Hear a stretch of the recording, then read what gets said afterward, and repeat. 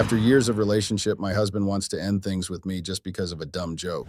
Have you ever been in a situation where a harmless joke within your friend group spiraled out of control? Well, that's what happened to me, and now my husband doesn't want to see me anymore. It all started with a silly prank that we thought would bring some laughter and fun.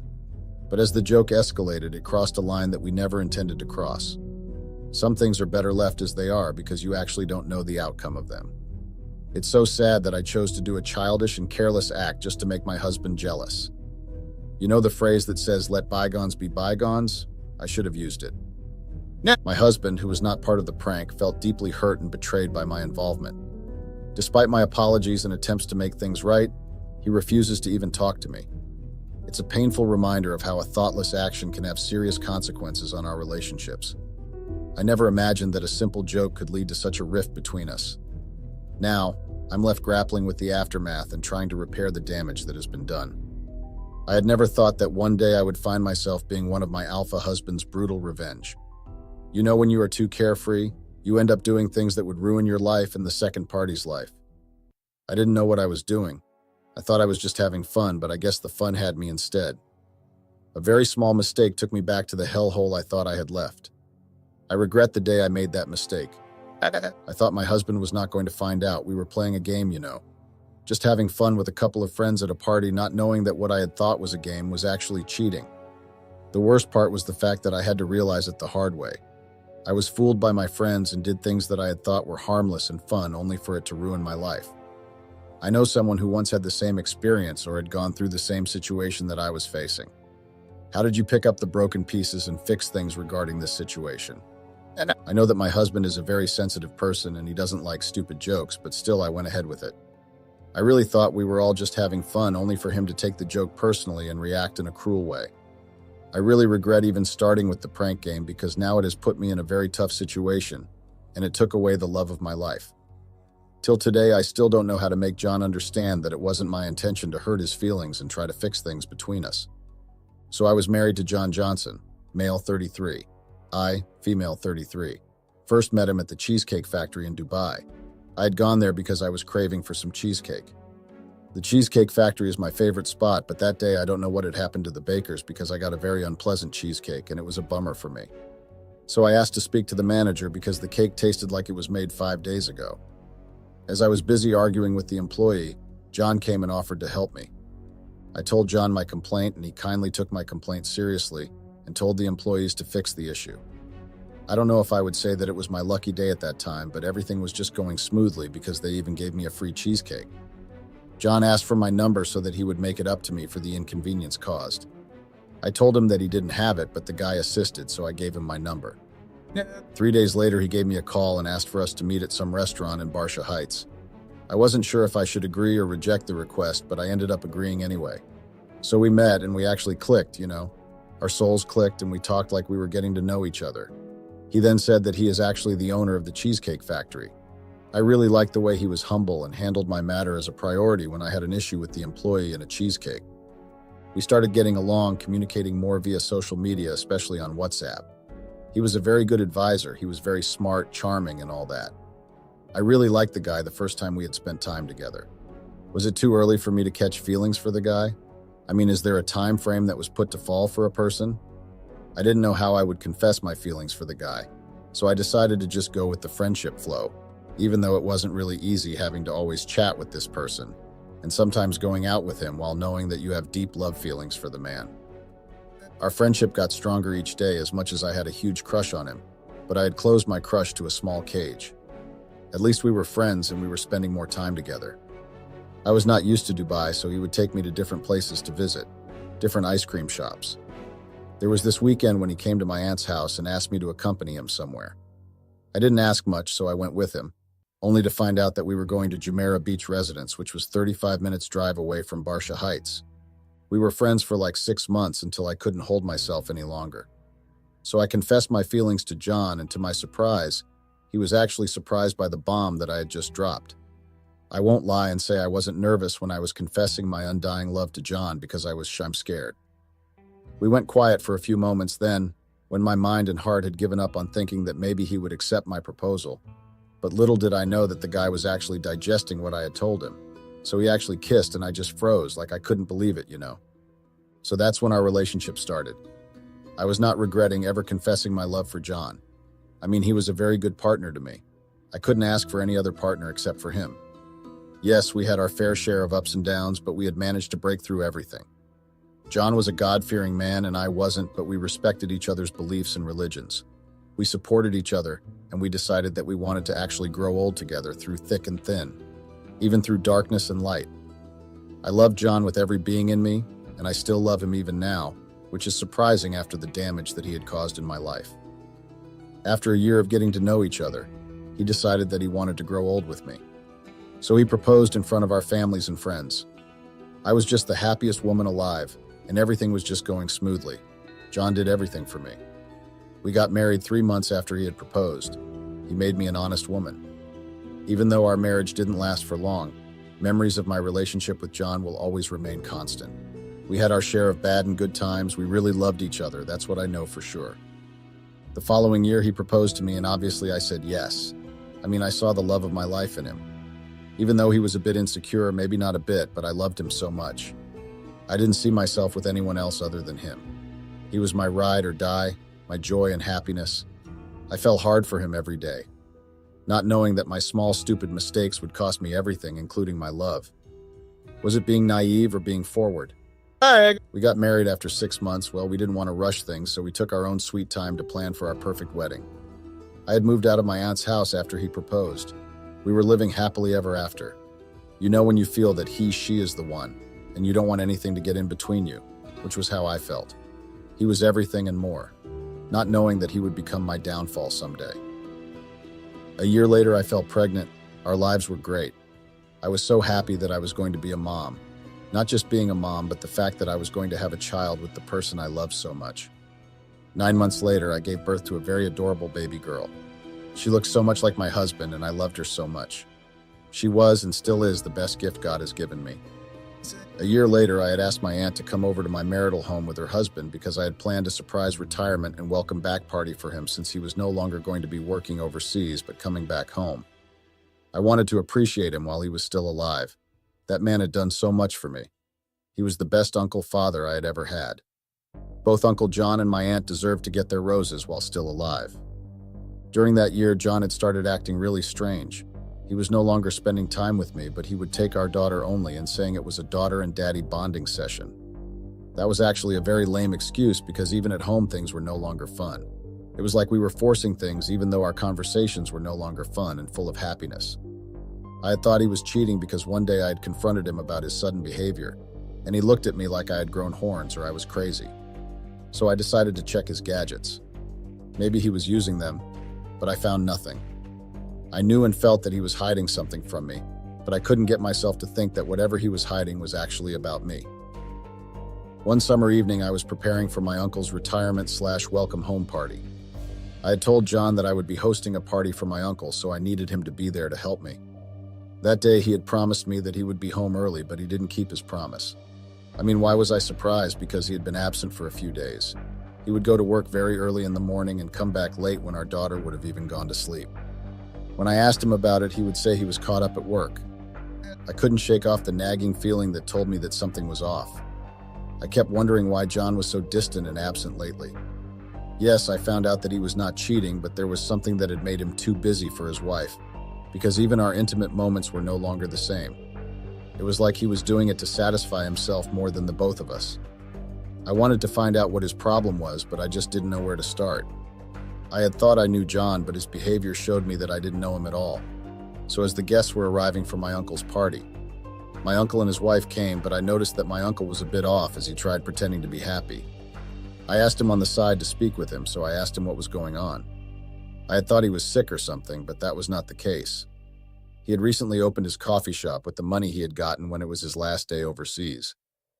About a month later, John came back from work and gave me an invitation to his friend's wedding, so he wanted me to be his +1. I had known their friends and their partners for a while, but we were not close at that time because I was still a newbie in John's life. I accepted the invitation and I knew that I had to find a stunning dress to match with my husband. The big day came and I looked really fabulous in my dress. I was introduced to some of the groups that I haven't met, and I don't want to lie, they have a vibe with great energy. Time went on, and John decided to celebrate his birthday by hosting his friends for a birthday lunch braai. I didn't have a problem with that. I knew that it would give me a chance to get to know his other friends and their partners, so I was looking forward to it. John had been a sweetheart at that time, and he was less going to meetings with his business associates in some hotel.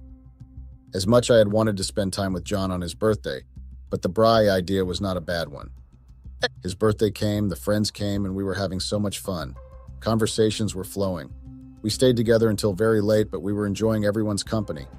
The girls came with the idea of pranking our partners or playing the dare game, whereby you will have to share your deepest secret or tell us what is happening in your life and how intimate your moments are with your partner. I wasn't sure about those ideas, but they sounded fun, so I agreed to participate also, not knowing that it would actually put me in hot waters even though we didn't play it during John's birthday braai.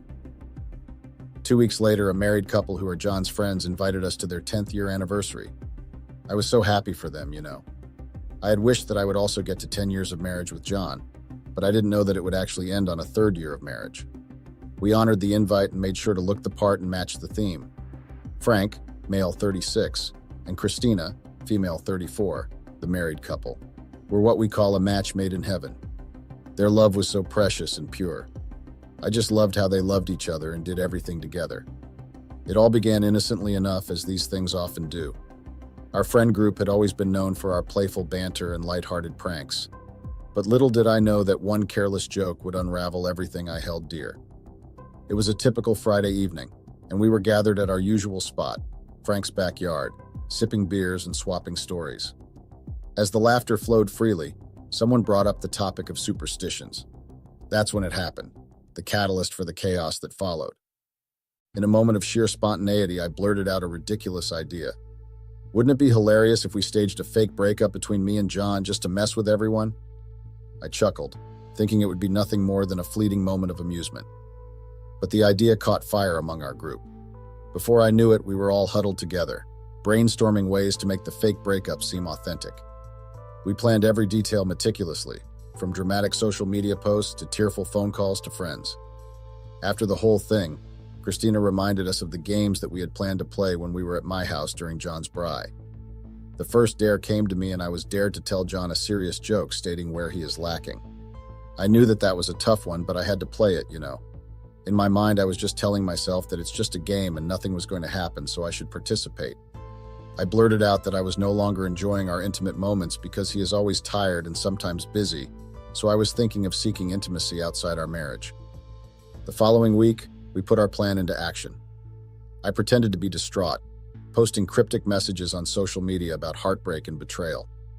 John played along, offering comfort to our concerned friends and family members because they didn't know about the game. The game was full of fun, but little did I know that playing it was like playing with my marriage because it didn't end very well, and I regret ever accepting the challenge. At first, it was all in good fun. Our friends fell for the ruse hook, line, and sinker, offering sympathy and support. But as the days passed, I began to realize the gravity of what we had done. John grew distant, his once warm and affectionate demeanor replaced by a cold detachment. He avoided me, barely speaking more than a few words at a time. I tried to brush it off as part of the act, but deep down, I knew something had changed between us. Finally, one evening, John sat me down for a serious conversation. His eyes were filled with hurt and disappointment as he confessed that he couldn't shake the feeling of betrayal. He couldn't understand how I could joke about something as sacred as our relationship. I didn't understand why he was so worked up because the game instructions were clear. It was just a game, meaning we were just joking, but he took it to heart. We had a heated argument about what I had said at Christina's house. It even affected our daughter. That kids sense tension, so my daughter also sensed the tension, and it wasn't nice. John was really at me. Even if I tried to apologize, he wouldn't care about what I was saying. He only cared about his daughter, and that was hurting deeply. I even decided to be a stay-home mom just because I was respecting him, since he wanted me to be a housewife. But we had spoken about that and came to an agreement that I would do only remote jobs. And he decided to do such an evil act on me. What did I do wrong to him? The way I was shuttered and disappointed led to not being a fully present mother to our daughter. John was like my housemate because we were no longer sleeping in one bedroom and we were like strangers. Days turned to weeks and weeks turned to months. So one of those days, John came back very early from work and he didn't look too well. I tried asking him what was going on, but he didn't tell me. Instead, he looked at me like I was the most disgusting thing he had ever laid his eyes on. I got really confused because I had thought that we had forgiven each other for the game that happened at Christina's house, not knowing that the bastard actually found out that I had kissed a guy because of a game. So I asked him again, getting worried because he was not even happy to see our daughter, so I was wondering what may be the problem. Instead of answering, he just threw his phone at me. Then he started shouting, which is what I did despite him. He shouts like he is reprimanding a child, and that usually takes us to an argument. I looked at the phone that he had thrown at me, and I got the shock of my life. I couldn't even argue with him or deny because the picture in the video was right before my eyes. I didn't know what to say, nor do you know. I tried apologizing to him, but he wasn't having it. He wanted me gone. He told me right in my face that he doesn't want to see me anymore, saying that I had made him a fool for far too long. I spent the whole week in the hospital because of the state that my mind was in. I'd been getting sick every now and then, only to find out that I had lost my unborn child that I didn't even know about. My mind and heart was shuttered. A day before I got discharged from the hospital, my husband's lawyer came to see him. He left another envelope that I didn't even bother opening, but I took it home with me the next day. So when I had settled well at home, I remembered the envelope and opened it. The things the envelope contained left me in awe. My heart stopped for a moment. In the envelope, there were pictures of me and my male friend kissing each other. It looked like we were dating. I couldn't believe how my husband had got the pictures. I didn't understand why he would send his lawyer to deliver the pictures to me, and I saw nothing wrong in what I did, in my world or mine. Kissing was not and should not be considered as cheating. I mean, no feelings were attached. It was fun, nothing else. So after the pictures were delivered, the lawyer called me again, saying the divorce process had to come to a final decision and requested to see me along with my husband on a certain date. I honored his request and went to meet up with him and my husband. The only thing that made me agree to the meeting was because I had a lot of questions to ask my husband. One fateful day, the day of the meeting came and my husband was really divorcing me, and his reasons for the divorce were that he had lost trust in me, and I had not been faithful to our marriage. The fact that I had found solace in another man's arms and left him in our house to take care of our daughter. I thought he understood that I was going through grief, and I was not myself. I tried defending myself in the picture case, and the lawyer told me exchanging saliva or kissing another person outside my marriage is considered cheating, even if I had thought it was an innocent friendship kiss. But the fact that I had spent time and kissed another person in the name of friendship is cheating. I begged him to forgive me. I cried and acted like a lunatic, but he was just not bugging. I didn't know that and never thought of it as cheating because me and the guy were only friends. I didn't take him as another thing and never thought of him that way. I loved my husband so much, but I guess the only thing I never did was respect my wedding vows and my husband. I didn't know, okay. One moment I was happy. The next I was devastated by an argument that we had about the joke and found comfort in alcohol. That alcohol led me to do something that I had thought I was doing just for fun. I guess nothing stays in the dark. I felt so ashamed. Doing things in the name of fun sometimes leads us to our downfall. So I ended up signing the papers, meaning I was actually letting go of my husband, our love, our vows, and our family. I asked the lawyer what I was benefiting from the divorce, and he told me that I would be getting nothing rather than the house I was living in. So I asked my husband to unfreeze my accounts, and he told me that my accounts were fine. It was just that they didn't have any money. I knew he was crazy, but I had never thought it was to that extent. How could he do something so evil to the mother of his child? As I had thought that was all, he then dropped a very large and a killer bombshell to me, saying that he was taking full custody of our daughter, and that I was not fit enough to be a mother, so he was taking full responsibility to our daughter. A few weeks later, he filed for full custody of our daughter, stating that I was not fit to be a mother. On top of that, he blocked all my bank cards. I didn't know about that until I tried swapping the card in the petrol station, so I called my advisor, and I was actually told that my cards were blocked.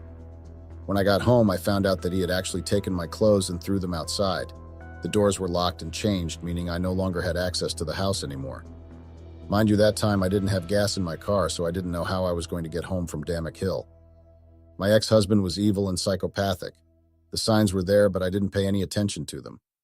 I was so much in love and thought I had found my soulmate, but I found my worst nightmare and downfall. I couldn't believe that he did all that just because of a lousy kiss. It wasn't like I was dating the guy, but he destroyed my life, all in the name of revenge for a kiss. A few months later, I had to try and fix my life bit by bit. John did a number on me, so it wasn't easy having to start afresh. Fortunately, I found a job as a waitress in one of the restaurants nearby. It was not easy, but I had to try and pick up life and better myself. I had no one but myself, so it was time to focus on me and do me. And the good thing was that John's parents had allowed me to see my daughter and spend time with her. I prayed every day for karma to visit John one day. Fortunately, it did. All his operations came out and he was arrested. I vowed to myself to never fall in love again or have a crush on someone. I have learnt my lesson. Do you think I handled the whole situation better, or I was a coward and naive to allow John to destroy my life like that? Please advise me. Tears welled up in my eyes as I realized the extent of the damage our stupid joke had caused. I begged for forgiveness, but John's heart was broken, and he couldn't bring himself to trust me again. Our friend group's harmless prank had cost me the love of my life. As I sit alone now, surrounded by the echoes of laughter that once filled our home, I can't help but wonder, was the joke really worth it? You know when a person says they were drowning in deep, muddy waters? I was that person. I was drowning in muddy water and I couldn't swim. I resorted to finding closure in alcohol. I became what my mother was when she was divorced by my father. At that time, I understood why my mother was an alcoholic. My life was down and out. I had lost the only person who showered me with love and care and gave me a very beautiful daughter. Now I had lost that daughter, plus something that was so dear in my heart, my company. I was really depressed and wished to just go far away where there were no troubles and sorrows. 6 months later, my mother told me to stop having a pity party because it will not bring back the things that I had lost, including my daughter, but instead it would take me straight to the morgue, and when that happens, I would not be able to fight nor see my daughter ever again. Those words made me think again about life, so I took the money that I had saved from my company and the one I had got when I got divorced and used it to fix myself. I went to the rehabilitation center for 6 months while attending AA meetings when I was inside. By the time I came out, I was a whole new person. I had discovered what my worth was and what I wanted. I started by asking for at least a joint custody of my daughter, which I got by the grace of God. I went through a very tough depression phase for almost a year, and I had thought I was going to lose my life in the process. Everything was too much for me to handle. But there was one thing I was proud of that I had done, and that was saving myself from the greedy and selfish bastard. I was glad that my mother came through for me when John threw out my clothes. My mother found me a therapist that did house calls, and I was grateful for that because I didn't want to face the world, you know. I was somehow scared that John would see me or temper with my car tires. This time it showed that he was just obsessed with destroying my life. I couldn't leave my daughter alone. The therapy sessions went on for months because sometimes I would not want to open up, but I eventually got help and decided to stand up for myself. John was sentenced to 25 years in prison for scamming a businessman in Chicago, and other charges came up when the police continued with the investigation. I was so relieved that he was finally away from me and my family, and I had vowed to never ever think I know better. I vowed to listen to my mother whenever she gives me warnings. After John got sentenced, I became free again. I became myself, and decided to take my acting career seriously, while I continued being a waitress on the side. After that, I never went back to my matrimonial house. I continued staying with my mother, and our lives were in so much peace and happiness. I realized that I didn't know what peace and happiness was when I was with John because I was blinded by the love I had for him. But now I can proudly say I am free and at peace. I'm the person who made rules for myself and never allowed anyone or anything to change that. I lived my life for me without looking for validation from others. But when I fell in love with John, all of that changed. I lost myself. I became his puppet, his submissive wife. I followed his rules and did everything the way he wanted to, all because of love and being committed to the relationship, even though it was very much toxic. But I stayed and held on to the hot steel even when it had started to burn my skin. It's not easy being in a relationship whereby you have to compromise yourself just because you want to make your partner happy. It has never worked like that. I know that some would be surprised if I were to say that I still love my ex-husband and I miss him so much every day. My heart wanted me to fight for our relationship and find a common solution to the problem. But why try to help a person who doesn't need help? It was like he was somehow possessed by a controlling demon. So when it was an active mode of controlling him, he would want to be in control also. John was like a person who had multiple personality disorder, even though I can't and couldn't confirm it. But the way he was doing things, his manipulative and controlling tendencies seemed like he was pushed by something or someone to do it, to satisfy it. One thing I regret about myself was that I didn't or never gave myself enough time to learn more about John. I mean, it didn't take us too long to get married, from being friends to being boyfriend and girlfriend to being husband and wife. All of those stages happened within 1 year, if I am not mistaken. Everything happened too fast, and I was blindly in love to notice anything on our dating stage. Please tell me if the decisions I had taken and made were good moves. I mean, half of my heart still loves the guy, but the other hates him with passion. My daughter sometimes wants to visit him in jail, but I do not allow them because I do not want anything to do with John. What should I do? Please tip me here because I am lost and I don't know what to do. I want to hear from you. Redditors, what should I have done? Yes, I had hopes that he would eventually change and become the man I had fallen in love with.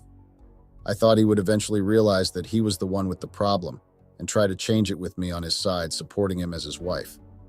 I had spoken with him a lot about his behavior and begged him to at least talk to a therapist so he would be able to take out whatever that he had and get help.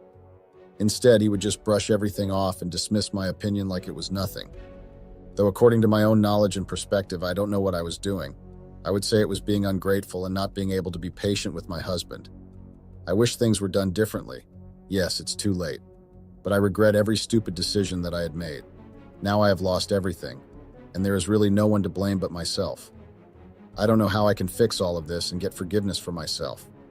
I know everything showed that I did everything willingly, even though I couldn't remember the following, but only God knows the truth. I didn't know that just one joke would actually land me where I am now. Am I being a fool or naive if I say I miss John so much and our daughter misses him too? I'd been thinking of visiting him in prison, but I don't know what I would say to him when I get there. Yes, I want him to be punished for being fake and scamming me along with other people that he had scammed. But my heart still longs for him. I can't even talk to my mother about this because I know that she will freak out when she hears about my heart desire. So please help me find a way to approach both families about this issue. What do you say I should do? Please help me. You know, I have only seen or heard about cheating ex-wives who later tried to come back in the name of fixing things and in the name of love on TV. I had thought those who allowed their cheating ex-wives back into their lives were fools or naive, not knowing that one day I'll be facing the same thing those men are facing out there. Mine was worse because she tried coming back with a baby that was not mine. The audacity. Women are evil and very manipulative species. They use the fact that you love them even after the breakup, you still loved them, and use that to their favor. I still can't believe that I once found myself in the same situation. I almost got trapped with a child that was not mine. If I didn't get a wake-up call and took matters into my own hands, I would have been a father to another man's child. If there is someone who once found himself in the same situation as mine, how did you deal with this kind of face a day? Let me tell you about my ordeal. So I, M44, married this humble, down-to-earth, and loving wife. Her name was Faith, F34. I loved her so much, there was nothing I didn't and wouldn't do for her, but she took all that for granted. Faith and I first met at the year-end party at work that was hosted by my boss 6 years ago. Her beauty caught my heart, her humbleness, and how she carried herself made me love her. When I first saw her, she was with some of my female colleagues. I didn't know how she knew my colleagues, but I later found out that she was the supervisor's little sister. I was working at an insurance company, name withheld due to personal reasons, in Richards Bay as a financial advisor. Let me first tell you a bit more about myself so it would be easy to understand my story. I was born and raised in the village of Richards Bay in KwaZulu-Natal. I am the person who they call a farm Julia in the suburbs or in the city. I was raised in a big family by very strict parents when it comes to our culture. My father used to say that if one of his children reached the age of 30 and they have not found a wife for himself who will bear him grandchildren and grow our household, he would personally look or arrange a marriage for that son, because it would have shown that the son was either a coward or gay. So I was under a lot of pressure because I was the third born in my father's male children out of 5 and 4 girls. I don't know and don't understand who came with the rule that stated all the men who live in villages must have many children or have 2 wives to grow the family's surname. My 2 older brothers were married around the village. It was easy for them because they got married to their childhood girlfriends. And I, on the other hand, sighed. I didn't know if I was the problem or I had a problem because I was not a person who was interested in courting ladies. The only thing I was obsessed about were my books, so my brothers would sometimes call me gay because even if I came across a very beautiful lady in our village, I wouldn't have the courage to approach her. I was scared of rejection and thought that I was not their type of man they wanted because I was a bookworm. So one day my father came home and called a meeting with his sons. I thought it was something serious that concerned a family or his health. Mind you, at the time I was in the middle of my exams, I took a distance learning course at UNISA, University of South Africa. I did accounting and business management, which was a course I chose because I loved accounting and managing businesses. It was a 3-year course, and I was on my second, going to a third year in a few months. Okay, so father called us to a big house. We call it a family house. We made sure to always leave everything, no matter how busy we were, and comply with father's summons. We had to respect his requests. So when we had all gathered, father started telling us about the issues we were facing at home. What surprised me was that I was also in the issues. When I had just reached 30 years, my father announced that he had found me a wife. He found me a wife while I was in the middle of my exams. That made me mad because it somehow showed that my father didn't care about my goals and education. Instead, he wanted me to find a wife that I would impregnate so she can bear him grandchildren. I didn't argue with him after his announcement because I knew that if I did, I would be in hot waters. You know, when parents think they know everything and know what's best for everyone is what my father was doing. He also announced that I would have to meet the girl before he takes the next step. I didn't agree with him because I was in the middle of my exams, so I didn't need any destruction. But he threatened to disown me if I went against his word, so I had no choice but to obey. He was the head of the family after all. I missed my mother so much because she was able to soften her husband's hard heart. Our mother passed away when I had just turned 25. It was the hardest time of our lives. I had thought my parents were soulmates and no one would get in between them, but life and the universe had other plans. Well, more like my extended family elders had other plans for their relationship. So as most people know that in most villages, especially African villages, they perform witchcraft and all those weird things. You survive if you have a very strong ancestor and believe in them along with God. It's more like survival of the fittest. So the extended family elders once called my father and told him that he needed a second wife because one woman wouldn't be able to handle a big household all alone, so she needed a helper. Time went by and the second wife came and she was introduced to us. She had only one child who passed away when he turned 15. The reason for the course of his passing was not clear, but when they went to a traditional healer, the healer told them that the child had passed on because of his mother's sins. The second wife started accusing our mother of witchcraft, saying she had killed her child. The accusation and jealousy went on until my mother started getting sick. She didn't know what was going on with her because she had suddenly got sick. The sickness kept getting worse, so my brothers and I went to the healer again and tried to get help for our mother. We were told that my father had allowed a snake into our home, so since she lost a child because of her doings, instead of repenting, she got bitter and she was on a mission to destroy or kill everything that had any relation with our mother. 3 months later, our mother passed on in her sleep. It was not believable because she had started looking better, but she was fooling us. Her passing made father blame himself for our mother's passing. He became cold-hearted and more strict after the second wife got arrested. My elder brothers didn't believe that our mother had just died in her sleep. So they went to the mortuary authorities and requested for a post-mortem to find her actual course of death. When the results came back, we found out that she was poisoned. So my brothers came back with police officers and the wife was arrested.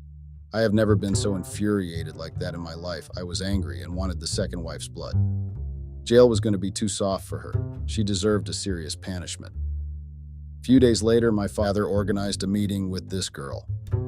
Actually, he came home with this girl, the one he said he had found for me. He introduced her as Nozipo, meaning gift. The girl was beautiful, I won't lie, but she looked too young and too forward for me. I didn't want to disappoint my father or get on his bad side, so I went with the flow. The girl and I started talking, spending time together as my father had suggested. I told the girl that whatever that was happening between us, she shouldn't be comfortable because I was doing this for my father to get off my back. Me agreeing to the nonsense didn't mean I loved her and would ever love her. Forward and stupid girls who had no ambition and goals were not the type of girls I would want in my life. So Nocifo, gift, was not the cup of tea I would drink if it was up to me. But we have to respect our elders' orders and requests, right? We hung out a couple of times. She would sometimes see that I was not interested in whatever she was saying. She bored me to the core. We developed a pretend relationship because the way my father wanted grandchildren, it's like he was dying, so he didn't want to die before seeing all his children's kids. Nosifo and I slept together for obvious reasons. So during our planned relationship, she kept complaining that I was a boring boyfriend. I was too serious for her. How would you be a fun boyfriend to someone you didn't even love? She told me that she liked guys who buy at least a slab of chocolate just to make a girl happy, or take her out even if it's going to KFC, and that she wanted to feel special like those girls who live in the city. I didn't understand why she was telling me this. Besides, she was from the rural areas, so I wondered how she knew such things. I then figured that it may be social media influence. So, as we were trying for a child his father wanted, nothing was happening. I then went to a doctor to check what was going on because a lot was happening to me. 1. The girl had to work so hard for my shaft to wake up. 2. If I wanted to get intimate with her, I first had to watch XX videos. And lastly, our intimate session did not last even 10 minutes. It was boring. So I tried to bribe her to break up with me and go back home, but she told my father and the old man was not impressed. Weeks after I had gone to the doctor, I heard rumors that the girl was pregnant, and people from the village believed that the child was mine because she had been seen with me a lot. I ignored all the rumors, and my father took it upon himself to go and pay damages to the girl's family, since I had slept with her and made her pregnant. Months later, the child was born. She had moved to our home because father had paid dowry for her. When the child turned 3 months old, he started getting sick. So in our culture, if a child gets sick randomly, it's issues related to ancestors. When the child is sick, an elder or the head of the family has to burn an incense to speak or appease the ancestors and ask them to stop making the child sick. My father tried burning incense several times, but it didn't budge, which raised an eyebrow. After my father was about to give up, the incense got burnt, but not the way it was supposed to. The smoke was too small, and only a small portion of an incense was burning. The child kept getting sick, and the sickness got worse. I was also worried about the child, so I suggested that we go to a traditional healer to consult. Nosifo started throwing fits, saying she doesn't believe in traditional healers, so we can't take her child there. Okay? Things kept getting worse with a child up until my father called the traditional healer at home, and the traditional healer kept saying the child has to be reunited with his true ancestors, or else he would not get better. We didn't understand at first because we had thought the child was mine. Even though the resemblance was not there, I gave Nosifo the benefit of the doubt for my father's sake. Weeks passed, and some man came home and introduced himself as Brandon, and he was looking for Nosifo. The guy was also from our village, so I didn't understand why Nosifo would just burst if the guy came in peace. The guy narrated his story and told us that he was there to get his child so he can do better by him. I got confused because I had thought the child was mine since I didn't go back to the doctor for the results. He told us that he knew that the child was sick and needed his true family and to be united with his true ancestors, so he was there to take his child. Nosifo got furious to a point that she then told the guy that she kept the baby away from him because he was poor and he wouldn't be able to take care of the child since he was just a herd boy. I got really mad to the point that I dragged Nosifo outside and told her to go because if I were to see her, I was going to do something that would land me in jail. My father was shocked and disappointed because he had trusted the girl. I didn't believe the girl the audacity to tell the poor guy that she agreed to become my fiancé and the mother of my children was because we were affording and had cows, so the child was not going to suffer.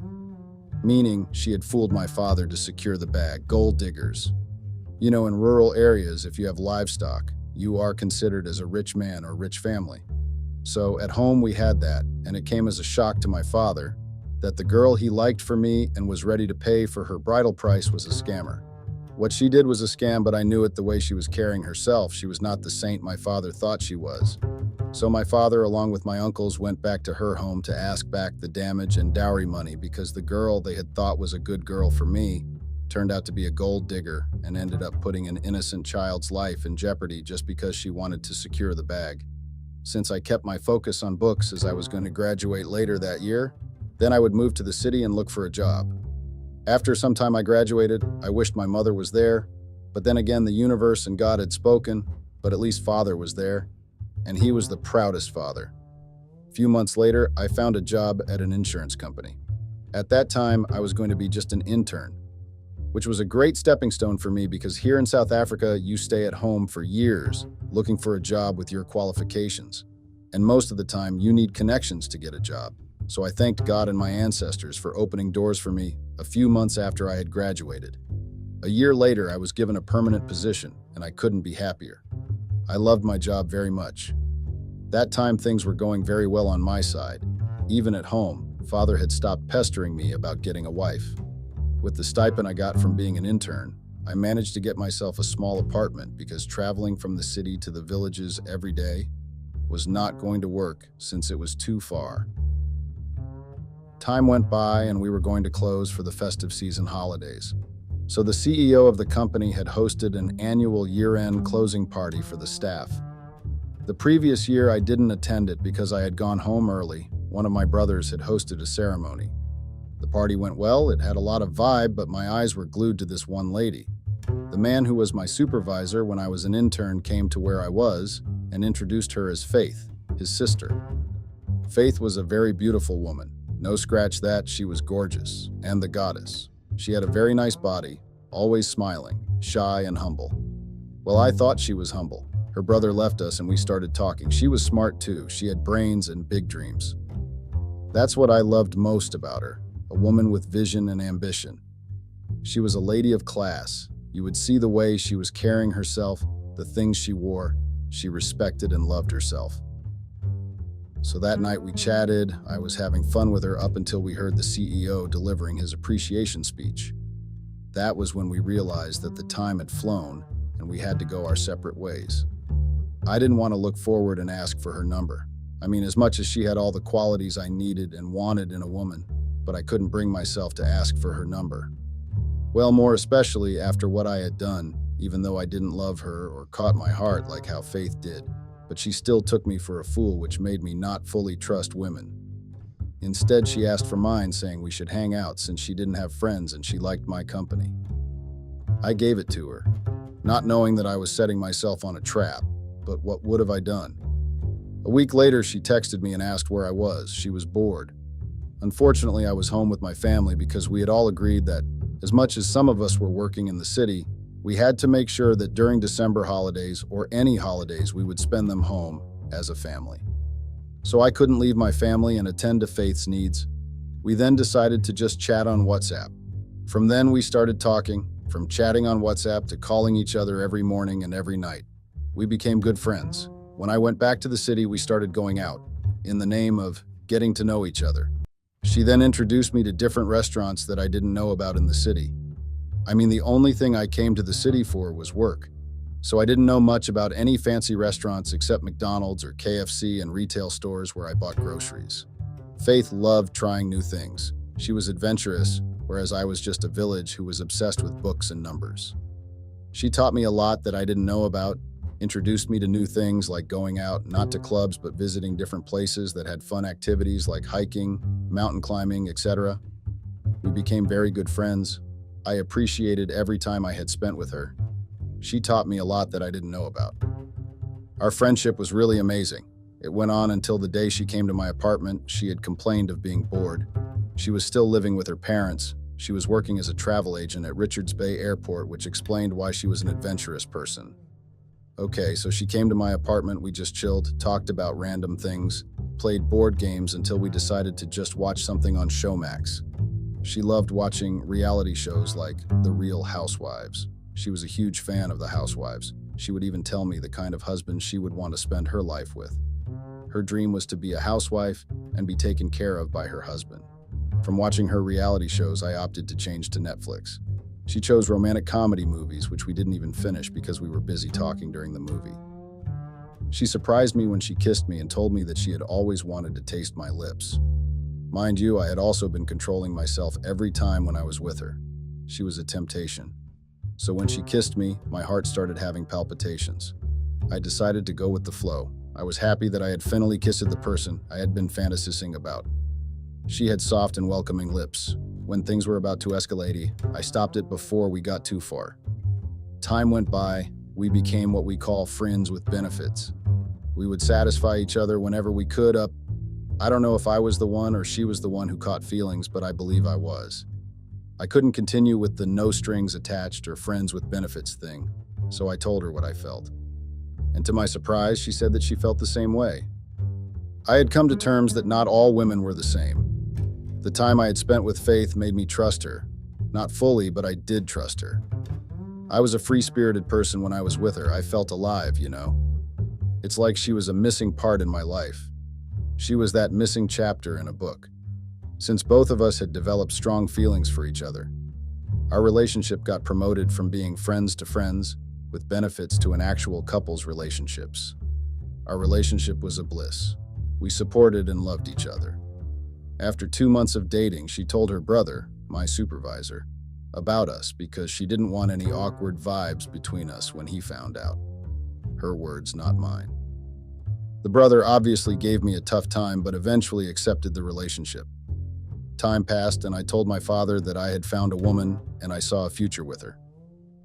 Little did I know that I was just fooling myself.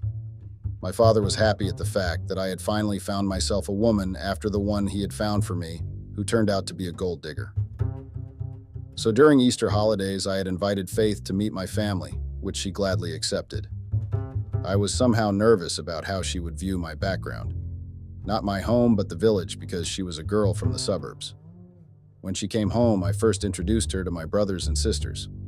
I loved the fact that as much as she grew up in the suburbs, she knew how to dress as a respectful woman.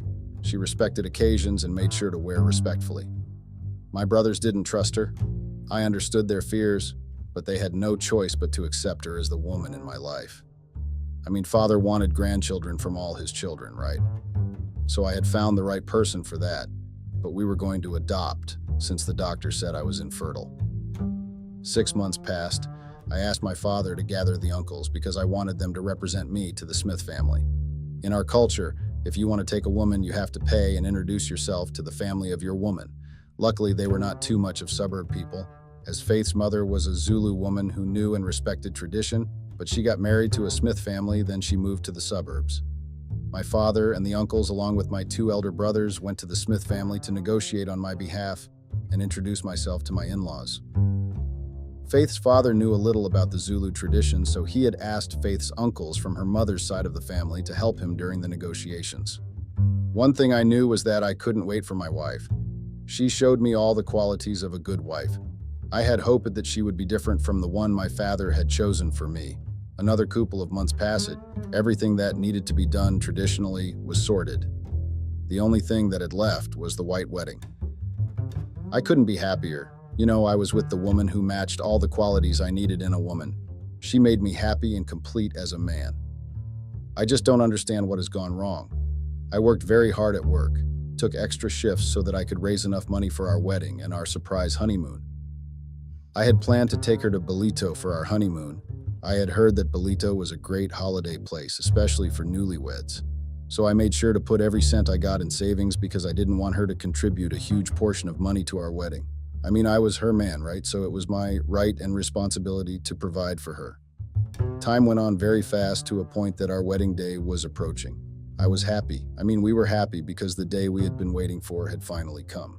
So when the day came, our wedding was a success. Our families were united and happy, as us. Later that day, we decided to rest. We were going to drive to the surprise location. Everything was a success. We had so much fun on our honeymoon. A few nights after our honeymoon, she wanted us to have a talk about expanding our family and having kids. Mind you, I had forgotten to tell her about my infertility problem, and as much as she was my wife, I was not comfortable to share such a sensitive thing about me with her. I was scared that she would leave me and find a guy who was fertile and would be able to impregnate her. Was I wrong to keep that as a secret? Weeks turned to months, and Faith was really persistent about wanting to have her own family. She kept reminding me every time it was like she was obsessed with having a child.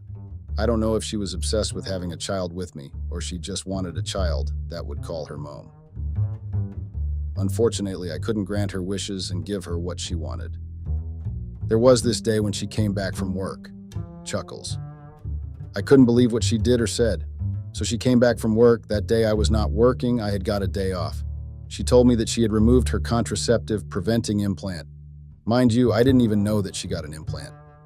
So she removed her implant so that it would be easy to fall pregnant, and her doctor had told her that she was very much fertile.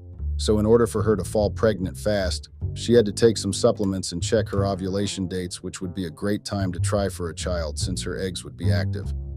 I couldn't believe my ears. I told her that I didn't want any children, at least not at that time. I didn't give her any reason why I didn't want or was not ready for any children. I know it was wrong and selfish of me, but I couldn't risk losing the only woman I had ever loved, especially not when she had so much eagerness and obsession in having a child. What she told me really shocked me because I was not expecting it. So one day she asked why I was not showing any interest in starting or expanding our own family. I know that time I had a chance to come clean, but I was too ashamed, so I lied and told her that I was just not interested and I wanted to focus on my career. A week later, she then suggested that she was resigning or retiring from her work because she needed to focus on building her family and be a wife, which meant she wanted or expected me to provide for her with everything while she was a housewife. I just don't understand women sometimes, but I shouldn't have been surprised because she was influenced by those reality shows she was watching. And she once told me that her wish was to find a man who would provide for her so she won't have to work, but be a housewife. A year passed and things were no longer the same at my house. My wife had started changing on me. Well, she had started changing when I didn't allow her to quit her job since I was just a financial advisor, which was not a job that paid fortunes. My salary wouldn't even cover half of what she needed as a woman. Another thing, she had started getting impatient about getting pregnant. She would get angry at me whenever I refused her sex. She was not always in the house and had started traveling a lot, saying it was work-related. My conscience couldn't allow me to believe what she had told me. My mind was telling me that she was cheating. All those thoughts were running wild in my head to a point that confronted her and she denied my allegations. I developed trust issues, and what Nosifo had once put me through came back. We had fights about that because she had started going out a lot, saying she was going to her parents' house and she would be sleeping over or going to work. I ignored all that because I had thought that she wouldn't lie about going to her parents' house and work, plus to me she didn't appear as the person who would just be unfaithful. She was my innocent angel, not knowing that she was actually a devil's agent hiding under a white innocent cloth. Her visiting my parents became a trap song because I had somehow believed it and went with the rhymes and lyrics. So, one weekend I decided to go and see her parents, as my in-laws, of course, thinking maybe I would see my wife. I had missed spending time with her, so I was going to check up on the rents, then come back with her. I mean, I didn't marry her to spend more time with her parents, right? When I got there, I didn't see her, so I told her mom that I had come to fetch my wife since I missed her and I wanted to spend my weekend with her. I agree. I had somehow neglected her because she had changed to an obsessed person who wanted a child so bad. And ever since, I didn't allow her to be a housewife. She was going out a lot. So, her mother told me that she had last seen her 2 months ago. That raised an eyebrow because whenever she was leaving, she would say she was going to her parents' house, and that was happening every weekend. I asked her about her lies when she came back, and the things she said to me were not what I had expected from her. She told me in the face that I was no longer satisfying her, so she got satisfaction outside our marriage. Which was not the worst thing she said, because her last words were that she had been tolerating me for too long. We had been trying for over a year for a baby, but she was not falling pregnant. She even told me that I was less of a man and she wanted a divorce. I got furious and I ended up slapping her. Luckily, we didn't get married under community property, but I tried fighting for her, but her mind was made up and she even threatened to open a restraining order for me. I love this woman too much. I still had plans for our marriage, very big plans, but she decided to just throw herself in someone else's bed just because she was not getting pregnant, and I was no longer satisfying her. I won't lie, even today when I think about her, I become enraged. She moved out of our marital home. My father had given us land as our wedding gift to build my house, where I would be staying with my wife and kids, so I did as he had said. She was a gone girl. Father called a meeting between two families, mine and Faith's, to try and solve the issue that we were facing. Faith didn't show up at that meeting, so the two families looked at me as a man who couldn't control his house and was controlled by a woman. 2 weeks later, I saw her with a man in some restaurant. They were cozy, and even a small child would see that those people were in a relationship. So I granted her a divorce. At least I didn't lose anything to her. I couldn't fight for something that was not going anywhere. The ship had sunk, so it was time to move on and restart my life. Since then, I vowed to never fall in love again. The person I had thought had the qualities of a good woman showed me that no woman is perfect. They are all evil and manipulative. She made me believe that she loved me, but she chose someone else over me just because she couldn't get pregnant. So see that God works in mysterious ways. A year and a couple of months later, she came back home. She was not alone, but with a small child. The thing she said was, she came to introduce me to my child. She had fallen pregnant before she got into a relationship with the man I once saw her with, and worse things happened. She found out that the man was married and was not willing to leave his wife for her.